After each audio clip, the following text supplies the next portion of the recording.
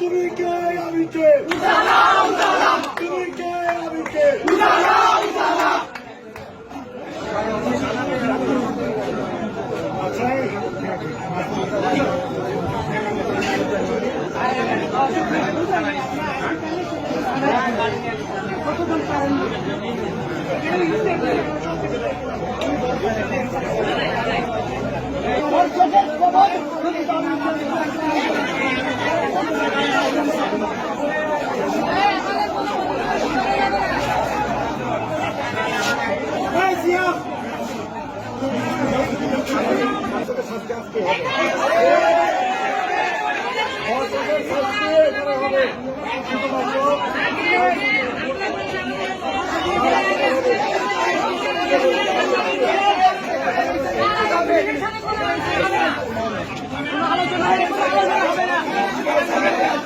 আপনারা একটু থামেন, স্যার একটু কথা বলবে, আপনারা একটু থামেন, একটু সময় স্যার কি বলে শোনেন।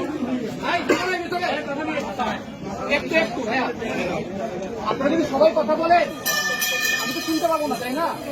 আপনারা একটু শান্ত হন, আমরা তো আসছি না, আমরা সবকিছু শুনবো। আপনারা একটু ধৈর্য ধরেন, উত্তেজিত হয়েন না, উত্তেজিত হয়ে তো কিছু আসলে আপনারা কেউ উত্তেজিত হয়েন না, আমি আসছি, আমরা পুরো ঘটনাটা শুনবো, ঠিক আছে?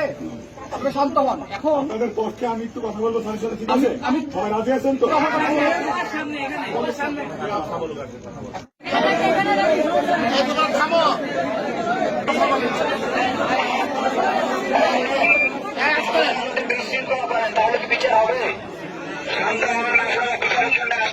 পুলিশ আমাদের উপর যে হামলা করেছে তার আগে বিচারের কথা বলবে, তারপরে আপনি তার না আপনি ভিতর থেকে আসেন, আপনি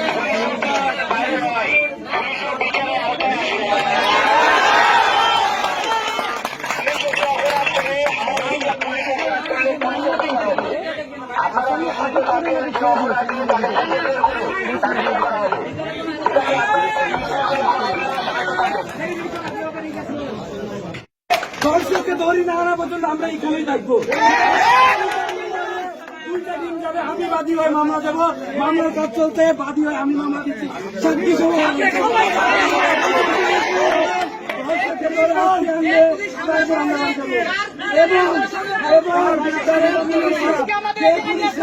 আমার ভাইদের উপর হামলা করতে তাদের সাসপেন্ড হবে।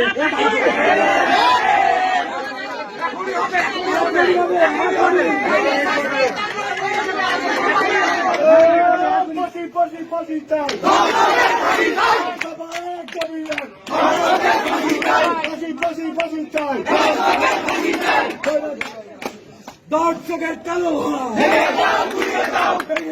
পুড়িয়ে দাও, চলো রে চলো, আগুন জ্বালো একসাথে, দর্শকের বিরুদ্ধে action to action, direct action action to action, direct action.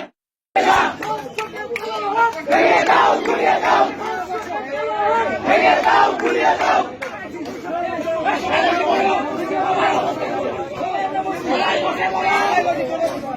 তুমি কে আমি কে, তুমি কে আমি কে,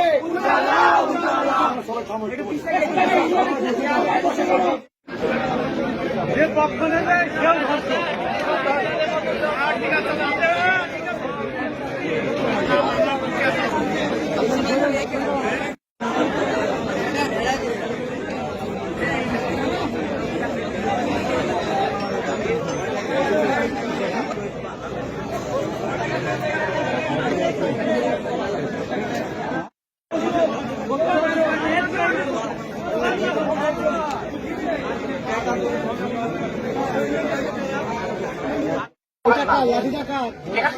ভাইয়া প্লিজ একটু থামেন, আচ্ছা সবাই একটু শুনেন, আমার মনে হয় এটা সবার জন্যই ভালো হবে। আচ্ছা এখানে আপনারা সবাই এসছেন, কারণ তো আসলে ভিন্ন কোনো দাবি নাই, তাই না? সবারই একটাই দাবি বা যে ঘটনাটা ঘটেছে আপনারা সবাই জানেন। আমরা এখানে চলে আসছি, আমাদের উপর একটু ভরসা রাখেন। আমরা যেহেতু আসছি, আমরা সিচুয়েশনটা অবশ্যই দেখব। যে ভিডিওটা আসছে, অলরেডি ভিডিওটা হচ্ছে আমাদের এখানে এসপি যে দুজন আছেন তাদের কাছে এসছে। এটা আমিও দেখি নাই এখনো পর্যন্ত, এটা দেখবো। পুরো ঘটনাটা আমি শুনেছি, বাট এখনো পর্যন্ত ঘটনার বিস্তারিতটা আমি জানি না। ভিকটিমকে বারবার মারধর করছে এবং এরপরে কি হয়েছে, এই অভিযোগটা নিয়েই আজকে কিন্তু আসা হয়েছে। এর বিরুদ্ধে আইনানুগ ব্যবস্থা নেওয়া যায় আমরা জানি। জামিনে থাকছে, ওইটা একটা ক্রিমিনাল অফেন্স। ওইটা কিন্তু চলতেছে, জামিনে আছে। জামিনে থাকার পর ভিকটিমকে সে কিন্তু এখন বিভিন্ন ভাবে মারধর থেকে শুরু করে হুমকি দামকি ভিডিও নিয়ে এখনো ওইটা নিয়েই আজকে আসা মূলত।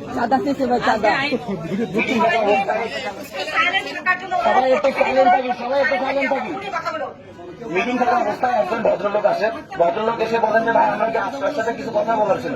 আমরা বলি যে ভাই কি বলো চান, আপনার যদি খুব জরুরি কথা থাকে আমাদেরকে জানান। তখন সে তার মামলার কাগজটা বের করে আমার মেয়ে আজ 6 মাস ধর্ষণের শিকার। আজ মেহেরপুরে 5ই আগস্টের পরে ধর্ষণ হয়েছে এবং এইভাবে ধর্ষণ হয়েছে সেরকম আমাদের জানা ছিল না। আমরা বললাম যে 5ই আগস্টের পরে হয়েছে, সে বলল যে 5ই আগস্টের পরে হয়েছে। আমি বললাম যে আপনার মামলা কি থানায় করছেন? সে জানায় যে হ্যাঁ সে মামলা করছে এবং মামলার আসামি জামিনে বাইরে আছে। আমি বললাম মামলার আসামি জামিনে বাইরে আছে, আপনি আমাকে পুরো ঘটনা বলেন। তখন সে জানায় এটা আনুমানিক হচ্ছে 6 মাস আগের কথা। 6 মাস আগে তার মেয়ে, সে হচ্ছে মানসিক প্রতিবন্ধী এবং তাকে চকলেটের প্রলোভন দেখিয়ে 9 বছরের একটা শিশু বাচ্চা তাকে নিয়ে যে একজন ধর্ষণ করে, বায়েজিদ নাম, এবং তার বন্ধু উপর থেকে ভিডিও করে, সেটাকে ভিডিও ধারণ করে সেই ভিডিওটা তার পরিবারকে পাঠায় 1 লক্ষ টাকা চাঁদা দাবি করে এবং তার পরিবার আশ্রয়ণ প্রকল্পে থাকে। তার পরিবারে এই দেওয়ার সামর্থ্য নেই। তার পরিবার অনেক কষ্ট করে 50,000 টাকা দেয়, বাকি 50,000 দিতে পারে না। তখন তার পরিবারকে মারধর করে এবং ওই যে 50,000 টাকা দিতে পারে নাই, এই জন্য তাদের ভিডিওটা সোশ্যাল মিডিয়ায় তারা আপলোড করে দেয় এবং এই সোশ্যাল মিডিয়ায় আপলোড করার পর